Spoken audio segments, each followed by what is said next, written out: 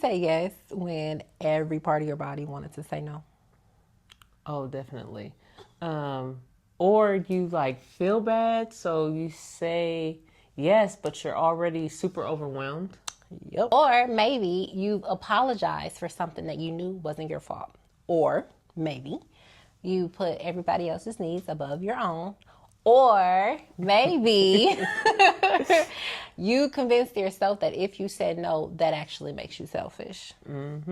If any of that sounds familiar, then tonight's conversation is just for you. Yes. Well, and me too. You got about to say sound like me too. Yeah. But tonight we're going to talk about why people pleasing is so exhausting and how healing can sometimes start with just simply a little small no. Yeah, welcome to another episode of Pillow Talk and Pajamas. I'm Shy. And I'm Dejanera, and we're two therapists, licensed ethical therapists who want to bring mental health awareness and resources to anyone who needs them. Okay, so let's start with this. People pleasing isn't always just about being nice. Right. There's a difference between being like nice or kind and being a people pleaser. So people pleasing actually comes from like fear. So it's like operating out of fear because you have, this fear that you're going to be rejected or people are going to be upset with you or not going to want to talk to you anymore because you're starting to say no. And a lot of that actually started in childhood. Oh, that's a really good distinction because you start to become a people pleaser as you want to keep everyone around you happy. And that isn't even always the case. Like, you can people please all you want and everyone still won't be happy. Yeah, but I think we learned that as kids though, right? Like, if I keep the peace, right, I'll be the peacekeeper. Or you get praised for being the easy child or the one that never has any conflicts. So you start to learn that works, right? As long as I keep everybody happy, we good for a little bit. And feeling like keeping the people around you happy also can help you feel safer. And it helps you from upsetting situations or upsetting the people around you, or so you think. So you just maintain this like, oh, everyone's happiness comes before mine. Yeah. But we carry that in as adults too, because we saw that it worked for us in a way as kids. So as adults, we tend to do the same things, whether we recognize it or not. But we continue to do it even when it's no longer serving us. Okay, so let's be honest. There's been times when, I've said yes, and the whole time I knew I wanted to say no. But I couldn't help it. It was like the yes came out before I could even think, just because I didn't want to upset the situation. Yeah. Oh, I've done that before. There's been times where I've said yes and probably complained about it the whole way home. Oh, man. But, we do it, right? Our body's screaming no, but somehow the yes just slides right out of our mouth with ease, right? Another thing about people pleasing is that excessive apologizing. Like, I'm sorry. Like, oh, I'm so sorry. Like, did I not? I'm sorry. Like, that constant, I'm sorry. That is a huge thing with people pleasing. For sure. It's like you're apologizing for being yourself or like existing. Yes. Just like my pure existence is inconvenient. And that's a really hard and costly way to live. So let's talk about what people pleasing costs you. Peace, energy, time, sometimes even our identity. Because after a while we stop asking what is it that I really want and start asking and doing what makes other people happy. Ooh, and these are two totally different questions and two different costs. Yeah, but both expensive. I will say that. They both are pretty costly. Here's another thing. With people pleasers, sometimes it's really hard for them and uncomfortable to receive help and support and even compliments. Agreed. Because it can start to feel uncomfortable. They're so used to giving and pouring out, even from an empty cup, that they forget what it is to receive. Yeah, it's weird if you've always been like the caretaker or the pourer and then have to turn around and be cared for and poured into. It can feel unfamiliar and it can feel just uncomfortable. Yes. Anything that's new or that we're not used to having definitely feels uncomfortable. But it doesn't mean you don't deserve it. Yeah, you got to learn to get comfortable with it. Yes, receive all that. Yeah. All of that. But it takes time. For sure. So another part of like receiving care or being on the receiving end of resources or the pouring out is that you start to feel guilty. Absolutely. You say no for the first time and then immediately you feel this rush of guilt. And it's uncomfortable. Again, like we have such a hard time sitting in things that make us uncomfortable, but sometimes those things are good. New boundaries, Yeah, uncomfortable but good. true. I think like feeling guilty is uncomfortable because it's different, not because it's bad, right? Like we do something for the first time or we do something that's outside of our norm and then it just feels weird. It feels uncomfortable, but it doesn't mean that it's wrong. I think people feel uncomfortable with something new, especially when they've never experienced you having like real boundaries, right? Like that can be uncomfortable for the other person on the receiving end. For sure. Like they're so used to you not having boundaries. It's like, how dare you? Why would you pick up boundaries today of all the days? Like, I need you now. Pick up boundaries on another day. You've changed. Yeah. Oh my goodness. Yeah, that's a big one. But I feel like they're not always upset because you've changed.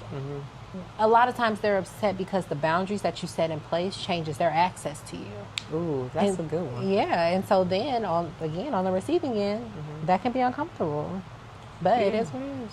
Yeah, it's like people that you're accustomed to having around, and then you realize that they've just been takers. So it's like, Listen. yeah, I'm used to having you. It feels weird not having you in this space, but you weren't really benefiting me. Like, relationships are 50-50, and you're not doing your 50. What they say? I think I gotta shake you out. I hate to say. And you keep it playing like you know I'm here to say. Yeah, that's so true. Like, and boundaries require growth. It takes a lot of self-reflection and understanding what you want your boundaries to look like. And so that really impacts other people because they would like to keep you in a box. And it's like, don't grow or step outside of my limit for you. Because if you do that, then I have to adjust, right? Like if you change how you interact with me or like the boundaries that you set in place, then that means I also have to do something different. And I don't want to do that. Right. So let's talk about Black women for a second. Let's talk about it. Because we're two Black women. Yeah. And a lot of situations that we talk about here are situations that we are currently experiencing or have experienced. And I think that we've learned, like, as a united front, to take care of all the things, handle all the things. So you have to maintain, like, this positive attitude and be strong and take whatever comes at you. Yeah, all while keeping the house together, keeping the family together, making sure you show up for any and everybody. Like you said, just putting on this front, but taking on all these responsibilities, but the whole time, still do it with a smile. Still do it with a willing heart, and don't ask for help. Oh man, I wouldn't dare. Don't do that, right? Or don't say no. Yes, because you can do it, and then you become a jerk, like immediately.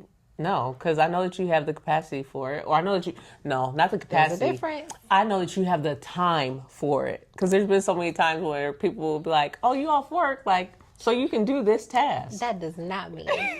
My favorite thing to say, just because I'm capable of doing it, does not mean that I have the capacity to do it. Yes, that is definitely your favorite line. But somewhere along the line, we learned that rest is selfish. Like, we can't take time to just sit. We need to add like a rule book, right? So rest is selfish, asking for help is weak, saying no means you're mean. Like, goodness gracious, that's a lot. It is. And it seems as though society has placed all of these things on us, because even with like elections, it's like, oh, Black women voting is up, or, Black women save the day and stuff like that. It's like, Black women can be tired too. It's totally acceptable. Listen. We get tired, okay? Yeah. We do get tired, but it's really about, one, learning the boundaries of how we not wear ourselves out, right? Like learning how to implement these boundaries and communicate these boundaries. Super important. But then also being comfortable and willing to also be vulnerable and say, I can't, I don't have it. That don't mean it won't be tomorrow, but today I can't, or I don't want to. Yeah. And not even have an excuse or a reason like, oh, I have to work. Oh, the kids have this. Yeah. Or, oh, I have another engagement. Like, no, I'm not feeling it today. I just don't want to. It's just no. No means no. Exactly. It's my no. I feel like you also have to ask yourself, am I saying yes because I have the capacity, because I want to do it? Or am I saying yes because I'm going to feel guilty if I don't say yes? And then that also helps you reflect on, when should I say no? Yeah. Because because that's two different motivations, right? Like if I'm saying yes because I have the desire to truly do it, I'm also going to show up a little bit differently too. And I want to make sure that I'm intentional about how I'm showing up. If I'm saying no just because I'm afraid of what's going to happen if I say no, then I'm moving a little bit differently too, right? So I feel like it needs to be like a challenge. People love a good challenge and a trend. Ooh, yeah. Let's start a trend. Let's start a no trend. A no trend? Yeah. Everybody just saying no? Yeah. Like, I don't have no reason. I'm just saying no. But no, for real. Let's do it. Because it's like, before you say or answer, even if you say no or yes, before you even do it, say somebody puts a request out in front of you and they ask you to do something. Take a minute before you even respond. Take a breath and feel, do I want to truly say yes because I want to do this, or am I wanting to say no and I'm just a little afraid? Practice saying no to yourself for a couple minutes. Like, give yourself some time before you respond. But ultimately, I'm hoping you land at that no. Yes. And I think that we immediately want to say yes to things just because it's a natural response. Like, how are you? Oh, I'm fine. It's the same thing. Yeah. Somebody asks you stuff, you get used to saying yes. But that doesn't have to be the case all the time. And even with taking a break, tell people that you'll get back with them. Hey, can I get back to you? I don't know yet. No. Yeah, I might not feel up to it, when it's time to do it or whatever. And that is okay. It's totally acceptable to have the feelings. You know me, I'll be quick to say, I gotta see. Oh my gosh. That's my favorite. Oh Lord. I gotta see. I don't know right now. I gotta see. But it's so helpful. So then when you do a self-assessment or go into self-reflection, if you have the capacity, you can do it. And I'm not showing up because I feel compelled to be there. And then in your head, you're like, oh, I don't want to be here. I don't want to do this. So you think that you're playing it off. Like, no. You're so not. No, I can tell. I can automatically, especially with you. Okay, not too much. I can tell. Like, you say you can't be here. And I can tell you don't want to be here. But, exactly. That's why we got to say no. Yes. You can say no. You feel like you can tell me no? Yes, definitely. I can. Okay, whatever. good. Don't start. Well, I don't have no problem saying that. We know. Okay, so tonight's Pillow Talk in Pajamas question is, when's the last time you said yes to something or someone and you really wanted to say no? Oh, that's so good. Especially when you're feeling overwhelmed, like, what's going on? But we've talked about boundaries before, but I want to know, what boundary are you working on specifically right now in the comments? Yes. And okay, listen. Remember, you can say no and it does not change who you are, okay? It does not change that. So let's get real comfortable with saying no. And if people really love you and they really respect you, they'll also respect your boundaries and your no's.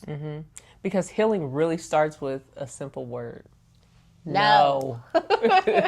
No is a complete sentence. Yes. It's my favorite sentence. No. Love it. We should get that on the shirt. Ooh, we should. Period. Yes. Just no, period. So make sure that you're following us on all of our social media platforms, Facebook, TikTok, Instagram, at Rooted Mind Collective. All three of them at Rooted Mind Collective. Yes, and make sure that you like, subscribe, and comment on these videos. We got a whole bunch of requests. Really? Sound like we need to be doing a giveaway. Ooh. Oh, we should, huh? We should do a giveaway, but what will we give away? We got all this stuff. We got body care products. We got merch. We got bags. We haven't even talked about our body care. Oh, yes. We got to do a giveaway. Okay. So stay tuned. Yes, that's coming soon, But Yes. until then, y'all already know, keep growing. Keep healing. And keep thriving. See y'all next time. Trust in me. I can't, you said.